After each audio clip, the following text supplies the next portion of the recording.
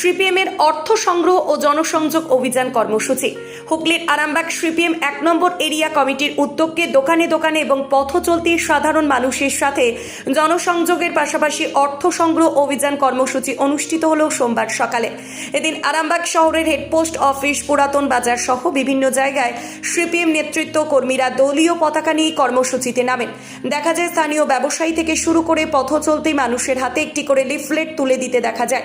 এদিনের এই কর্মসূচিতে উপস্থিত ছিলেন সিপিএম ১ নম্বর এরিয়া কমিটির সম্পাদক সুশান্ত মণ্ডল, সিপিএমের হুগলি জেলা মণ্ডলীর সদস্য পূর্ণেন্দু চট্টোপাধ্যায়, সুশান্ত চক্রবর্তী, সুদীপ্ত পোদ্দার সহ অন্যান্য নেতৃত্বরা।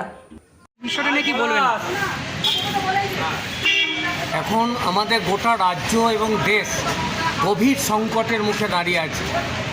গরিব মানুষ বিপর্যস্ত, মানুষ খেতে পাচ্ছে না, ১০০ দিনের কাজ নেই, ব্যবসাদার এই যে যা শুনছে এদেরও ব্যবসা চলছে না, আকাশ ছোঁয়া জিনিসের দাম, অন্যদিকে লুট, তোলাবাজি, চুরি চলছে, ধর্মের নামে বিভাজন চলছে।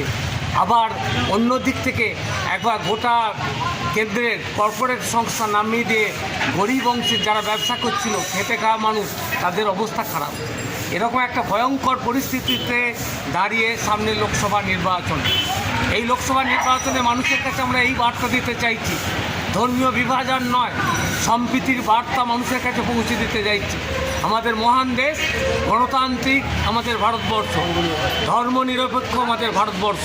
এই ভারতবর্ষে ধর্মকে প্রাধান্য নয়, ধর্ম যে যার, দেশটা আমার, ধর্মের প্রতি শ্রদ্ধা সবারই আমার রইল।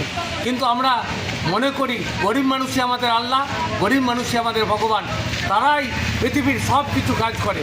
তাই গরিবের লড়াইয়ের জন্য আমরা ময়দানে নেমেছি। আর আমরা নিবিড় জনসংযোগ এবং তার সঙ্গে আমরা ভিক্ষে করে তো আমরা চালাই, 2 টাকা 5 টাকা মানুষ যা দেয়, আমাদের ওই কোটি কোটি টাকা চলে আসে না। অন্যান্য আদানি আম্বানির মতো আমাদের টাকা নেই, লুট করা চুরি করার টাকা নেই।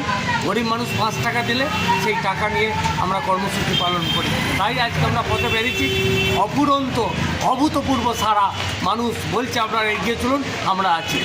আমি রিয়াঙ্কা, আপনারা দেখছেন বাংলাদিশা।